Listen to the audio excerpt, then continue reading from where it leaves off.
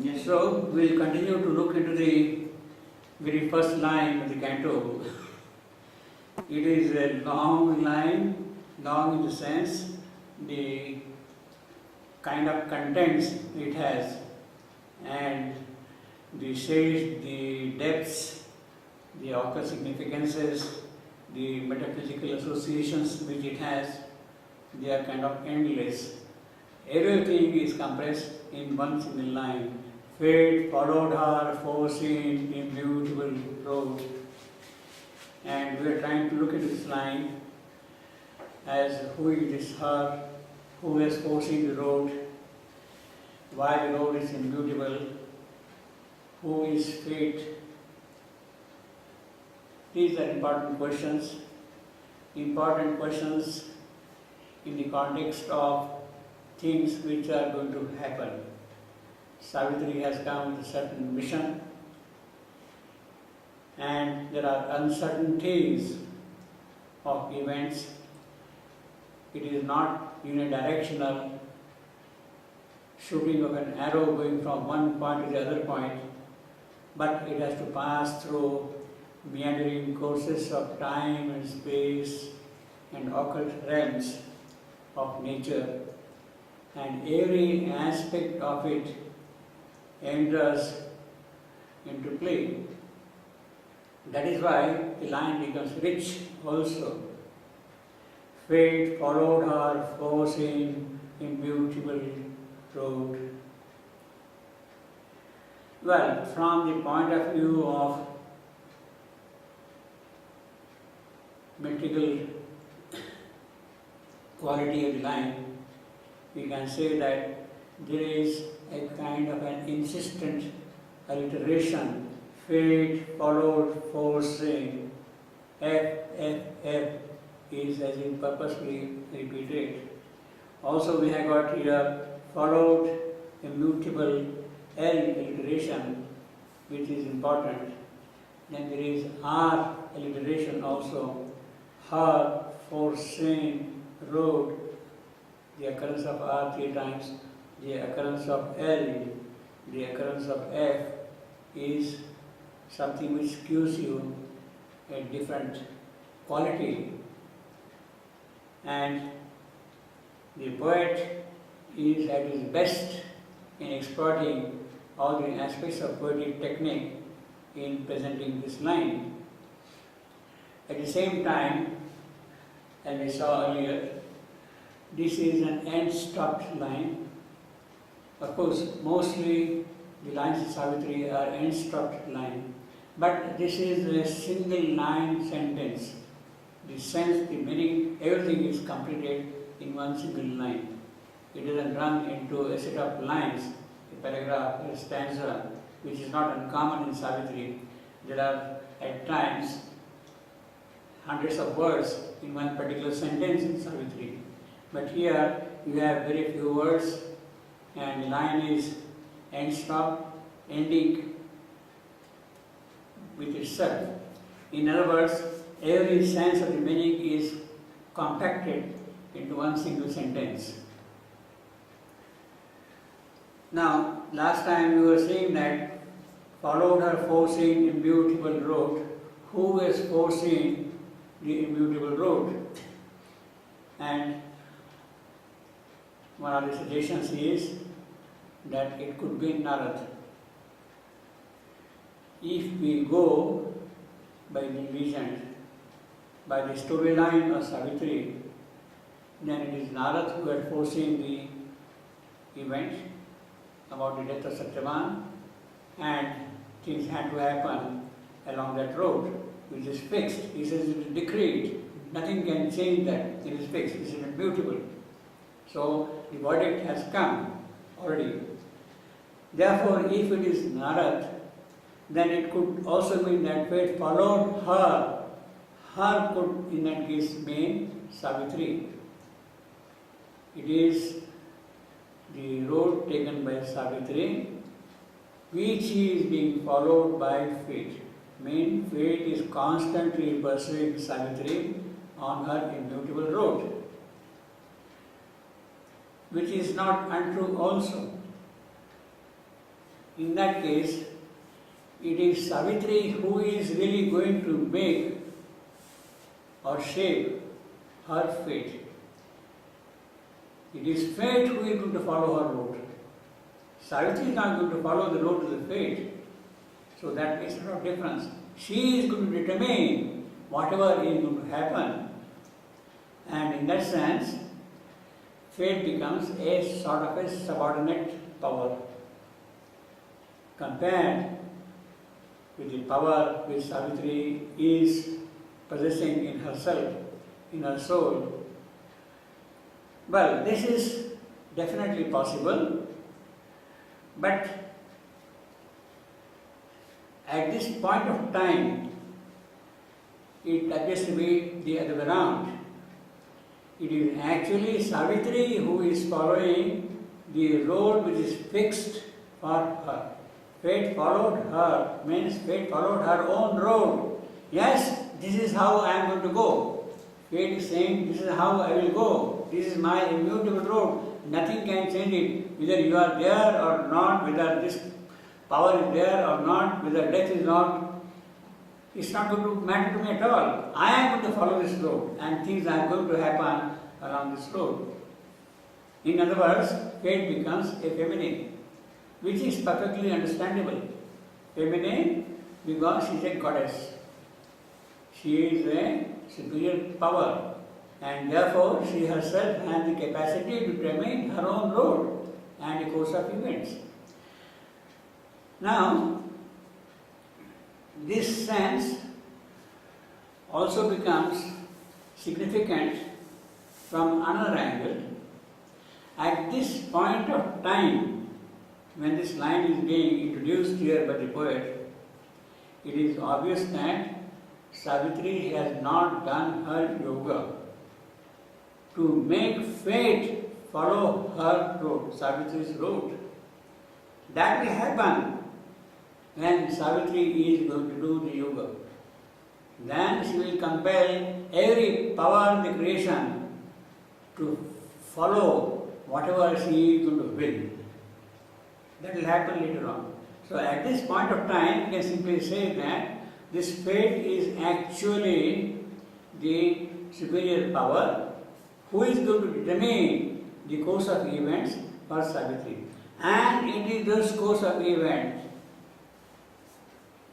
which is foreseen by Narad.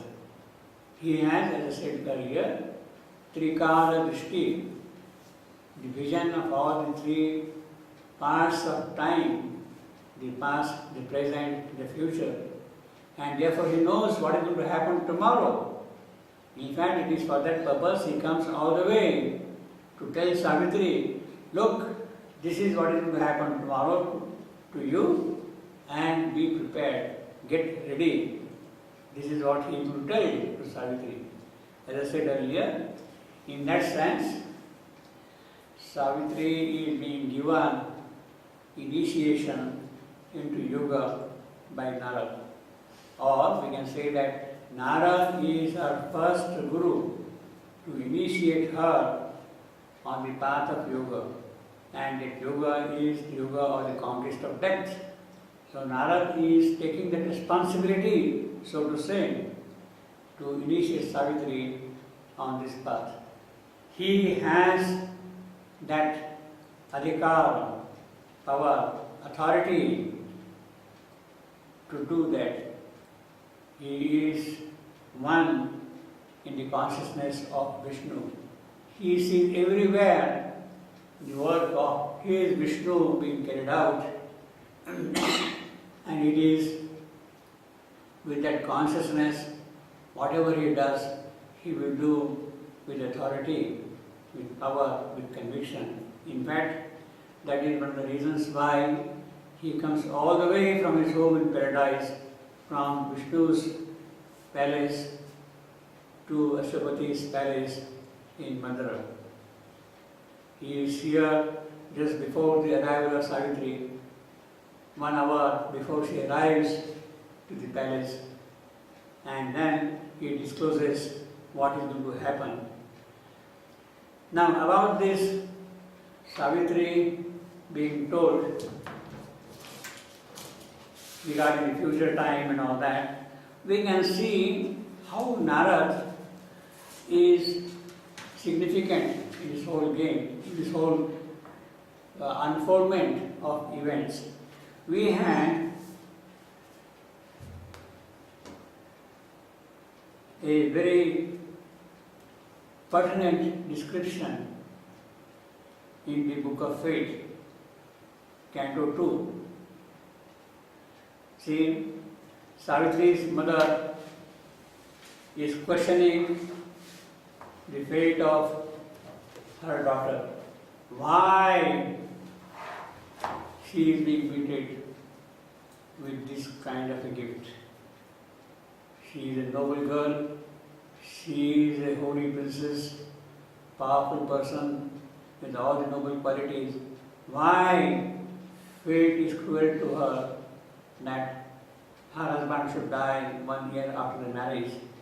So she questions Narad about that thing, and she even asks him, is this your God who has created this miserable world? This miserable world, this calamitous world, full of difficulties, full of conflicts. Is this your God who has created this world? What kind of God is he?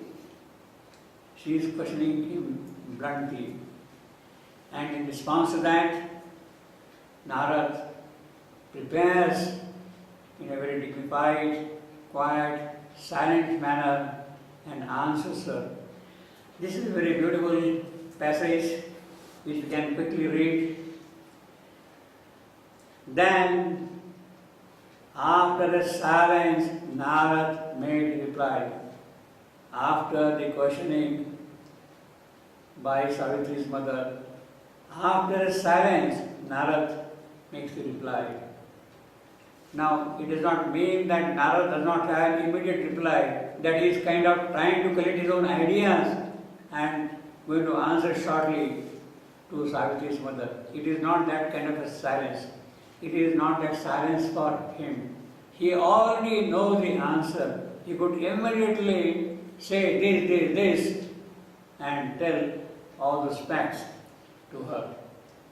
So, when he says, after the silence, Narad made reply. Why this after the silence? Because he wants Savitri's mother, Malavi, to quieten down. She is agitated, she is disturbed, she is not in a position to accept the fate of her daughter. So, under that condition, if you tell her something, she will straight away reject. Nonsense. I don't believe in that kind of a thing. She will say that.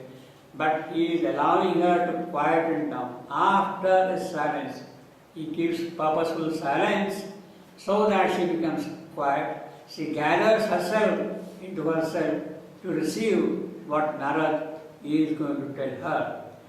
Then, after a silence, Narad made reply. Turning his lips to earthly sound, he spoke. He already knows the answer, but he has to give the answer in terms, in phrases, in idioms, which we can understand. Sound, he spoke, turning his lips to earthly sound, which he can hear. There are other subtle sounds which cannot hear.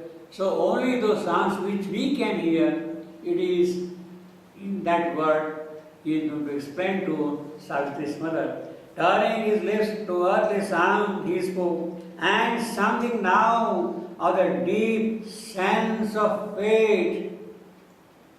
What is the fate behind it? Something now of the deep sense of fate. Wait, the fragile hints of mortal speech. So earthly sound, it is on that speech something kind of insignificant, but which is really loaded with deep sense of faith. It is that he is going to speak out. And something now of the deep sense of faith, wait, the fragile hints of mortal speech. His forehead shone with vision, solemnized, like a rishi, well composed. The full vision is there in front of him. He is bright, luminous, and now he has to present himself with that vision. His forehead shone with vision, solemnized, turned to a tablet of supernal thoughts, as if characters of an unwilling tongue had left in its breath the inscription to the gods, something which is not visible to us. It is that inscription to the gods, it is that which he is going to see, and it is that which he is going to reveal. There in that light, his forehead shone. There in that light, time toiled. That is a deep sense of fate. The time itself is toiling. Behind that is a deeper fate which is working in it. Turned there in that light, time toiled. His unseen works detected. The unseen works of time were detected. By whom? By Narad. Time is moving in a certain direction. It has taken a certain course. It must move on. And Narad sees what is there behind that moment of time. There in that light, time toiled, his unseen works detected. So Narad has detected the deep sense of fate, and it is that which was foreseen. Fate followed her, foreseen in beautiful road. Narad has detected the unseen moment of time, the deep sense of fate, and it is that which he is going to reveal. So the line is immediately getting connected with this description which we have here of Narad, you see. Now, this is something very significant also because, as I said, this Trikala Drishti has a greater inevitability which we can't see. Only when great things are going to happen to great people, that great persons like Narad come down here and participate. So Narad has foreseen the immutable road. He must rush to Mathura and inform Savitri, come on Savitri, get ready now, the moment is going to soon arrive.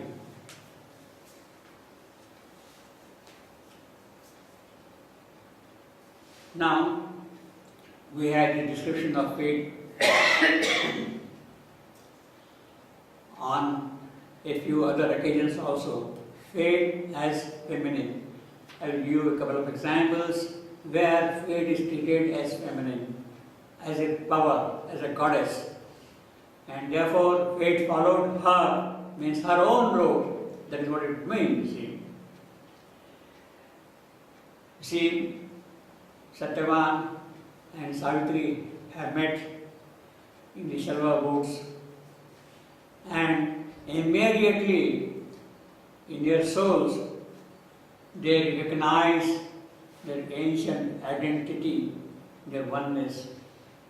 The one for whom she was looking through lands, through events of time, here is now standing in front of her.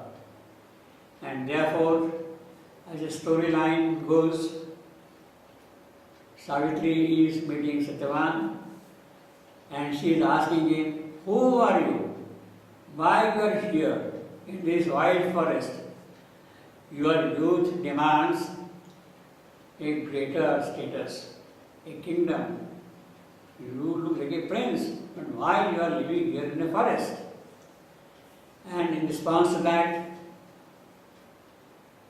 Satyavan replies, who he is, about his father, and how he lost his kingdom, and how they were exiled, and how Satyavan was here in the forest. He grew in the company of the forest rishis, sages.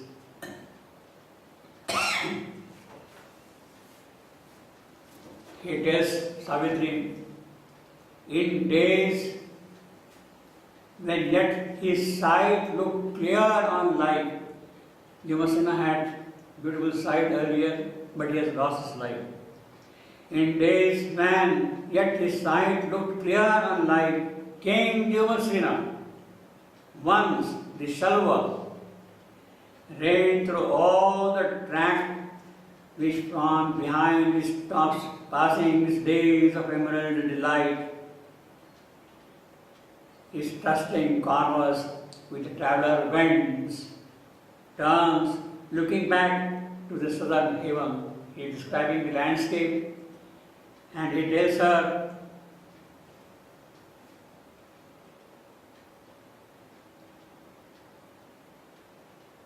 and leans his flank upon the musing hill. He was a king, he said, but equal fate as he was a king by fate, so to say. Equal fate removed her covering hand. She took away the gifts she had given to him. Equal fate removed her covering hand. Here he says very distinctly, clearly, equal fate removed her covering hand. Fate is feminine. It is fate who had taken away the sight of Devasena. Again, for what purpose? Well, we have become wise and we can try to connect all those things, so to say, because he had to be exiled, he had to live in the forest hermitage, he had to bring up his son in the company of the rishis. It is here that Satyavan is going to meet Savitri. So, in a very long but definite manner, fate was working with a definite intention. It was not for nothing that the eyesight of Devasena was lost. If the meeting between Satyavan and Savitri had to take place in the forest, all these things had to happen.